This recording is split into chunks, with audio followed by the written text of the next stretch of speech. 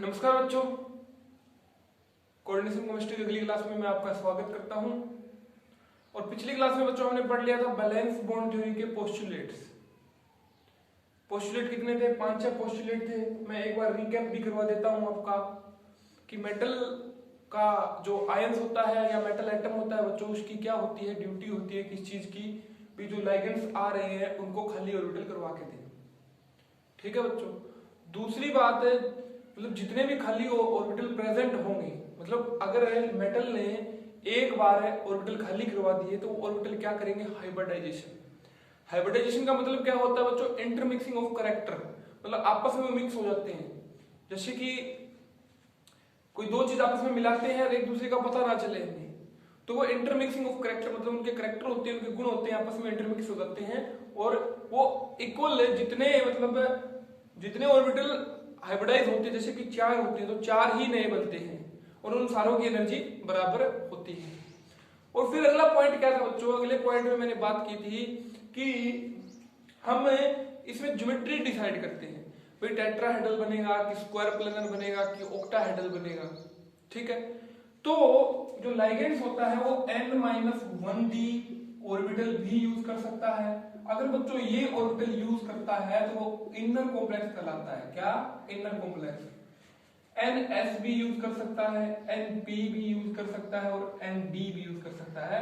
अगर ये बाहर वाला d यूज करता है तो बच्चों वो आउटर कॉम्प्लेक्स कहलाता है।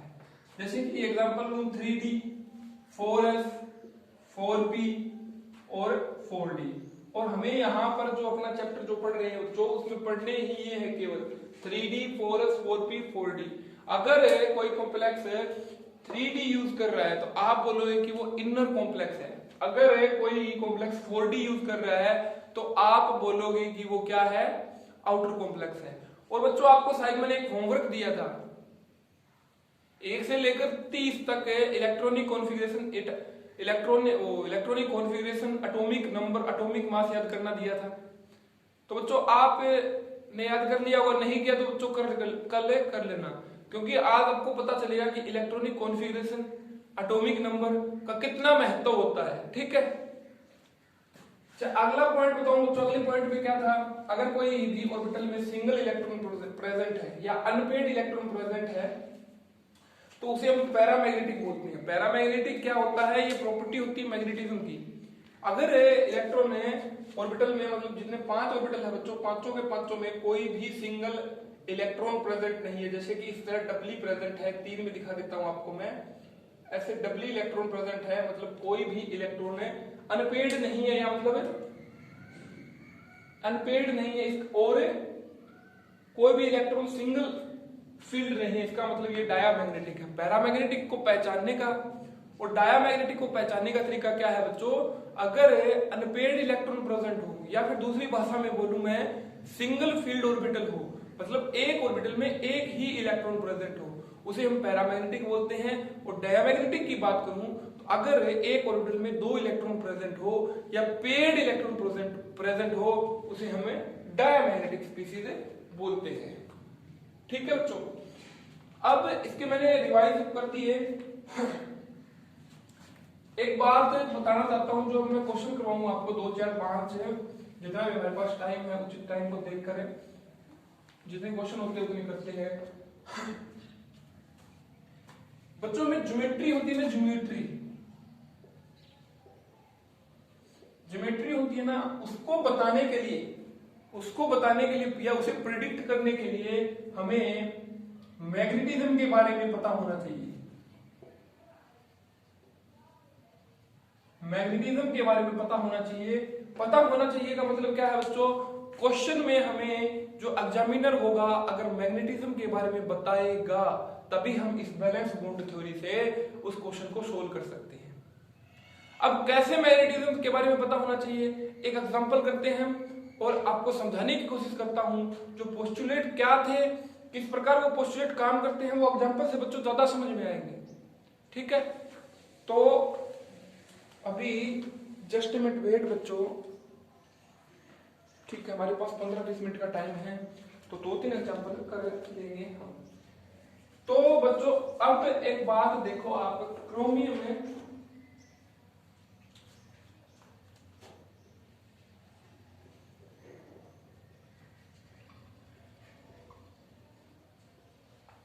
ठीक है बच्चों, ये कॉम्प्लेक्स दिया हुआ है और साथ में हमें इंफॉर्मेशन दी हुई है कि ये पैरामैग्नेटिक है। क्या है बच्चों, ये पैरामैग्नेटिक है। ये दोनों इंफॉर्मेशन दी हुई है। हमें यहां पर पता लगाना है कि कॉम्प्लेक्स की ज्योमेट्री क्या होगी। तो आप अब झट से या एकदम से बोलोगे कि कॉम्प्लेक्स की ज्योमेट्री ऑक्टाहेड्रल होगी।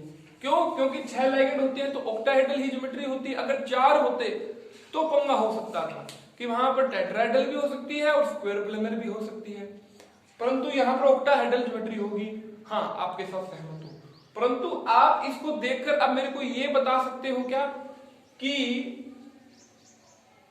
ये इनर कॉम्प्लेक्स है या आउटर कॉम्प्लेक्स है। इनर कॉम्प्लेक्स का मतलब ये 3D यूज कर रहा है बच्चों, आउटर कॉम्प्लेक्स का मतलब ये 4D ऑर्बिटल को यूज कर रहा है। तो इसे समझते हैं। सबसे पहले इसकी ऑक्सीडेशन स्टेट की बात करता हूं बच्चों। क्रोमियम की ऑक्सीडेशन स्टेट बात करूं तो इसे X मान लूं, इसके ऊपर 0 चार्ज होता है, प्लस में 3 मतलब X = +3। इस ऑक्सीडेशन स्टेट को निकालना आप पहले ही सीख चुके हो। तो क्रोमियम की अगर बच्चों ऑक्सीडेशन वो इलेक्ट्रॉनिक कॉन्फ़िगरेशन की बात करूं मैं, क्रोमियम की इलेक्ट्रॉनिक कॉन्फ़िगरेशन की बात करूं मैं, तो क्या होती है 4s1 3d5। ये क्रोमियम की इलेक्ट्रॉनिक कॉन्फ़िगरेशन होती है। तो मैंने बोला था ना बच्चों, आपको इलेक्ट्रॉनिक कॉन्फ़िगरेशन आनी चाहिए जो कहां पर प्रेजेंट है। Atomic structure chapter number 2 NCERT 11th last. ठीक है। अगर बच्चों अब इसमें देखोगे कि इसकी ऑक्सीडेशन स्टेट कितनी है, +3 है। तो अगर ऑक्सीडेशन स्टेट +3 होती है तो मतलब इसका मतलब क्या होता है बच्चों कि 3 इलेक्ट्रॉन इसमें कम है। +3 क्यों हुई? अब छोटा सा एग्जांपल देखो आप। कार्बन के पास है अगर 2 2 4 और 2 6,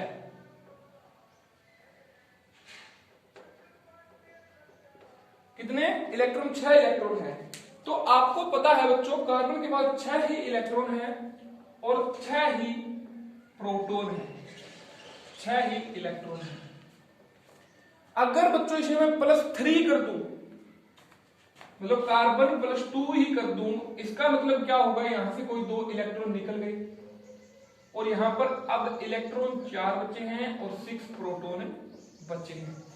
अब 4 बचे हैं तो यहां से 2 नंबर से पॉजिटिव चार्ज एक्सीड कर रहा है, मतलब 2 नंबर से पॉजिटिव चार्ज ज्यादा है, तो मैंने इसके ऊपर लगा दिया। तो मतलब जितना पॉजिटिव चार्ज होता है बच्चों उतने इलेक्ट्रॉन हमें बाहर निकालने पड़ते हैं। तो क्रोमियम के ऊपर बच्चों 3 पॉजिटिव चार्ज है और इसमें से मेरे को 3 इलेक्ट्रॉन बाहर निकालने पड़ेंगे। और इस बात को याद रख लेना आप, सबसे पहले जितने भी इलेक्ट्रॉन हो वो 4s से निकालेंगे। अगर इसमें 1 प्रेजेंट है तो 1 निकालेंगे, इसके अंदर 2 प्रेजेंट है तो 2 निकालेंगे, अगर इसके अंदर 3 तो प्रेजेंट हो ही नहीं सकते। फिर बाद में d का नंबर लगाएंगे। तब आप देखोगे कि मेरे को कितने इलेक्ट्रॉन निकालने हैं बच्चा, मेरे को 3 इलेक्ट्रॉन निकालने हैं। तो 1 इलेक्ट्रॉन इसमें प्रेजेंट है तो बच्चों 4s वाला मैंने निकाल दिया, 4s 0 हो गया। और 3 निकालने हैं तो बच्चों 2 इसमें से निकालूंगा तो 3d3। फिर 5 में से 2 इलेक्ट्रॉन गए, कितने इलेक्ट्रॉन बचे बच्चों? 3 ही बचे। अब 4s में कोई इलेक्ट्रॉन नहीं है, इसका कोई काम ही नहीं है, मैं मिटो सकता हूं यहां से। अच्छे से समझ लेना, एग्जाम में आता है बच्चों। अब आप देखोगे कि अब क्रोमियम में का 3D ऑर्बिटल बनाता हूं। सबसे पहले हमने 3D की बात की थी, 1 2 3 4। अब इसमें देख रहे हो आप कि 3 इलेक्ट्रॉन प्रेजेंट है, तो मैं लिख दूं सबसे पहले सिंगली फील्ड इलेक्ट्रॉन प्रेजेंट होते हैं बच्चों।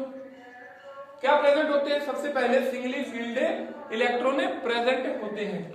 बाद में क्या होता है बच्चों?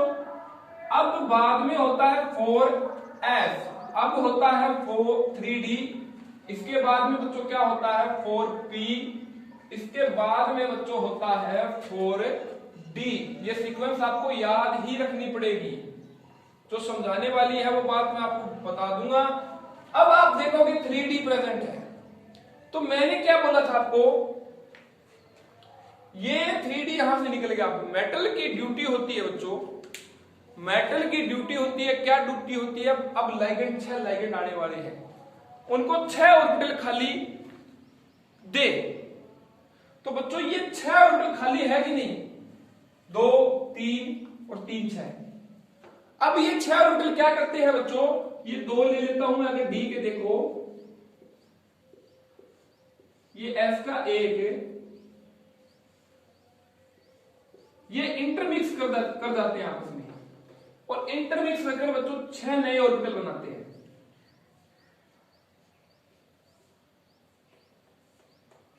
ठीक है, सारों की एनर्जी क्या होती है? Same energy.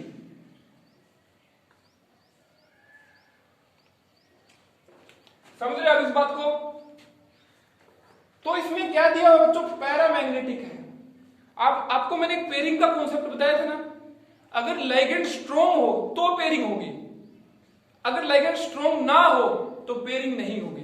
तो इसमें तो बच्चों पेयरिंग का कोई चक्कर नहीं, इसका मतलब इसने बताया है पैरामैग्नेटिक, मतलब इसमें अनपेयर्ड इलेक्ट्रॉन प्रेजेंट है कि नहीं?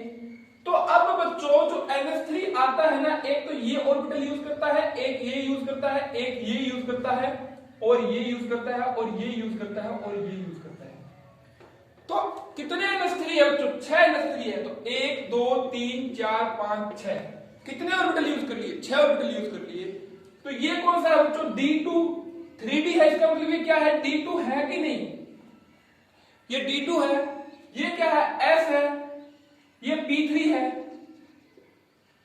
अब इसने बच्चों लाइगेंड है जो इसने अंदर वाला या 3D यूज किया है, तो मतलब ये कौन सा कॉम्प्लेक्स है? It is a inner complex. अगर बच्चों ये बाहर वाला क्यों यूज करता?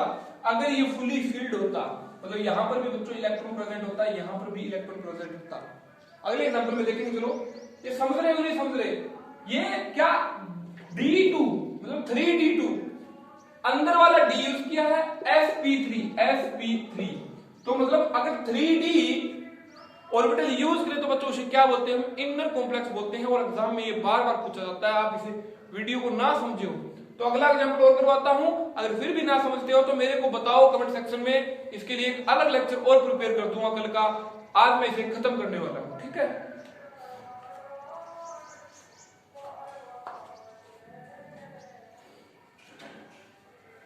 ठीक है बच्चों, अब अगला एग्जाम्पल देखो आप।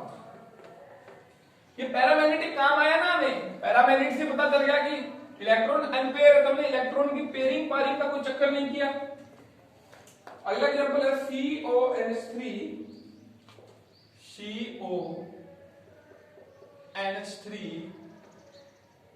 6 3 पॉजिटिव एंड डायामैग्नेटिक। तो क्या बोला है? डायामैग्नेटिक। मतलब अब की बार कोई भी इलेक्ट्रॉन सिंगली फील्ड नहीं होगा बच्चों। इसमें कोबाल्ट 3+ में प्रेजेंट होता है, और इसकी इलेक्ट्रॉनिक कॉन्फ़िगरेशन की बात करूं मैं तो 3d6 होती है। क्या होती है? 3d6 होती है। तो अब आप कोबाल्ट की नहीं, कोबाल्ट की आप देख लेना बुक के अंदर, कोबाल्ट 3 पॉजिटिव की सीधी मैंने इलेक्ट्रॉनिक कॉन्फ़िगरेशन यहां पर लिख दी। तो अब आप देखोगे कि बच्चों मैं क्या बना रहा हूं,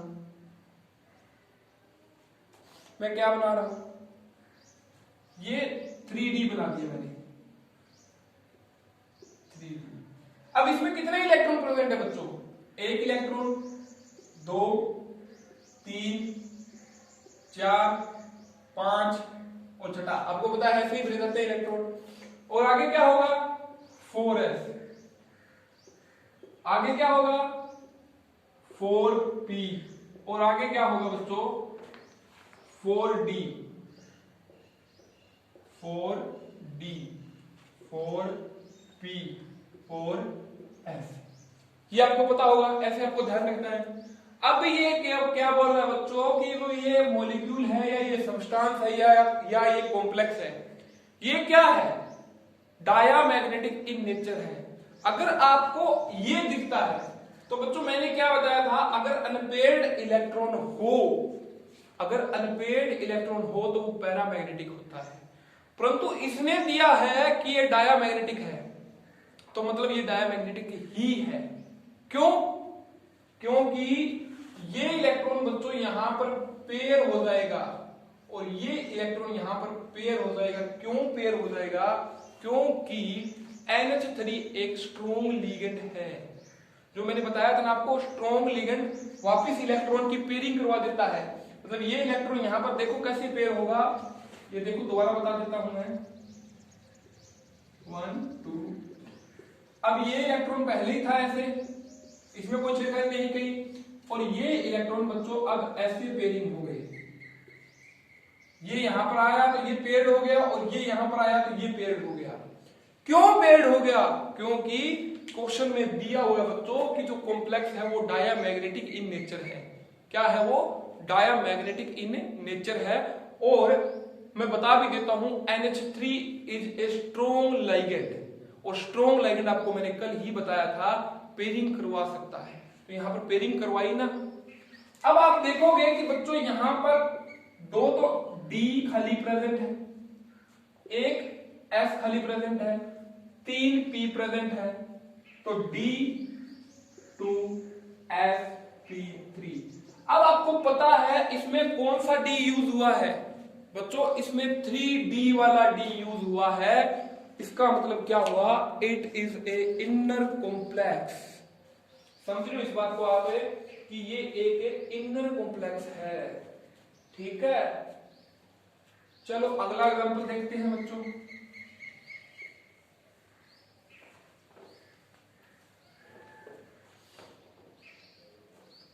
Fe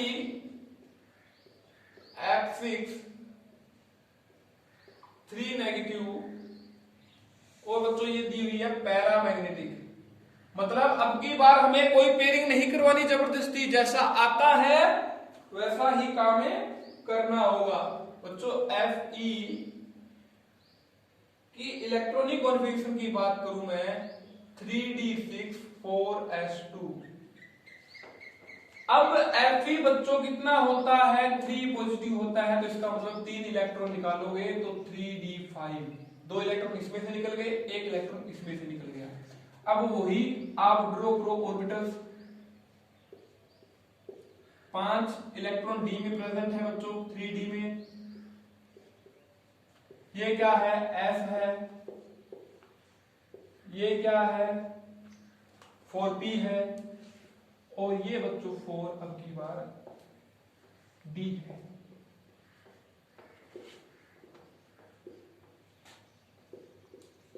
ठीक है, तो आप देखो यहां पर बच्चों क्या लिखा हुआ क्वेश्चन में, इट इज ए पैरामैग्नेटिक। ये पैरामैग्नेटिक है, मतलब इलेक्ट्रॉन इसमें अनपेयर्ड होंगे। मानते हो इस बात को कि इलेक्ट्रॉन इसमें अनपेयर होंगे। अगर बच्चों ये ऐसे का ऐसे रहेगा तो मतलब ये ऑर्बिटल तो अब यूज नहीं कर सकते ना, क्योंकि ये पहले ही फील्ड है, पहले ही भरे हुए हैं। अब देखो बच्चों ये ऑर्बिटल यूज कर सकता हूं, क्या है? F यहां पर लगा सकता हूं मैं, यहां पर लगा सकता हूं, यहां पर लगा सकता हूं, यहां पर लगा सकता हूं, और ये यूज करूंगा अब की बार बच्चों मैं, क्या? ये यूज करूंगा। तो आप बताओ, एक Sp3d2, एक S यूज किया, 3 P यूज किए, एक 2 D यूज किए, तो अब की बार बच्चों कौन सा D यूज किया? 4D। मतलब इसको क्या बोलेंगे हमें? आउटर कॉम्प्लेक्स बोलेंगे, क्योंकि बाहर वाला ऑर्बिटल 4D यूज किया है हमने। कौन सा यूज किया है बच्चों? बाहर वाला D यूज किया है, इसलिए हम इसको बोलेंगे कि it is a outer complex. ठीक है, एक एग्जांपल या 2 एग्जांपल और देखो आप बच्चों। अगर बच्चों हमें कोई मतलब नहीं, एक बात नोट कर लो, इट्स मोस्ट इंपोर्टेंट। हमें बच्चों ये 2 खाली ऑर्बिटल चाहिए। बेशक इसमें एक जो कि 21 नंबर पे प्रेजेंट होता है ना, उसमें 1 इलेक्ट्रॉन होता है, तो हमें इनके साथ कोई छेड़छाड़ नहीं करनी, हमें यही 2 ऑर्बिटल खाली चाहिए। अगर ये 2 ऑर्बिटल खाली हैं तो सही, अगर खाली नहीं मिलते हैं तो हम आगे वाले में चले जाएंगे। ठीक है,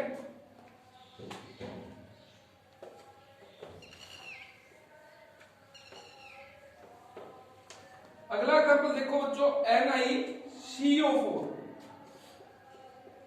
NiCO4 को छोड़ो आप, पहले Ni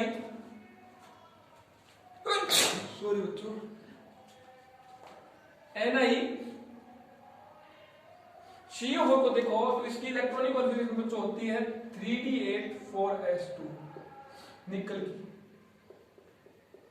और यहां पर ऑक्सीडेशन स्टेट की बात करूं तो निकल बच्चों जीरो ऑक्सीडेशन स्टेट में होता है। क्यों?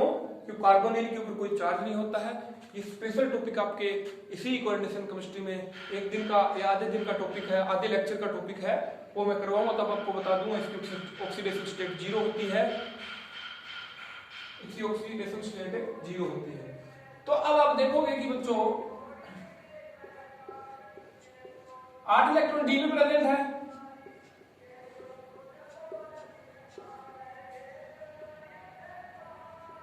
8 इलेक्ट्रॉन फिल कर दिए, फिर 4s में 2 इलेक्ट्रॉन प्रेजेंट है, ओके, फिर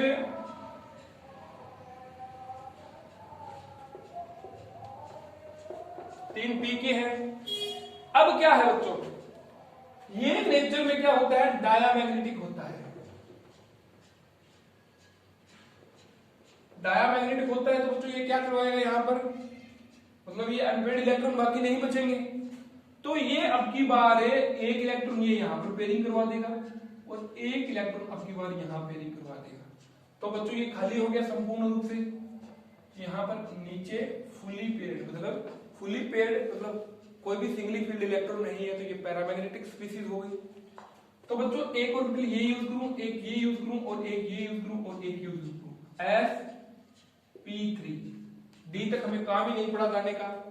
तो बच्चों ये sp3 अगर हाइब्रिडाइजेशन आ जाती है तो उस कॉम्प्लेक्स की ज्योमेट्री की बात करूं तो बच्चों टेट्राहेड्रल होती है। क्या होती है? टेट्राहेड्रल होती है।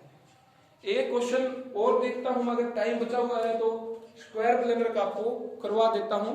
टाइम तो 22 मिनट का हो गया लेक्चर, चलो जल्दी जल्दी स्क्वायर प्लेनर का करवा देता हूं।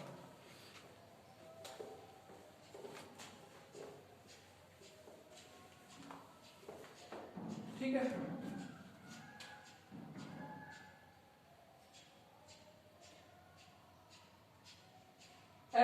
NiCl2 नेगेटिव बच्चों, NiCl4 नेगेटिव। यहां से निकल की इलेक्ट्रॉनिक कॉन्फ़िगरेशन बच्चों कितनी आती है, वो ऑक्सीडेशन स्टेट कितनी आती है बच्चों, +2 आती है। और अगर निकल 2 पॉजिटिव की बात करूं बच्चों, निकल 2 पॉजिटिव की बात करूं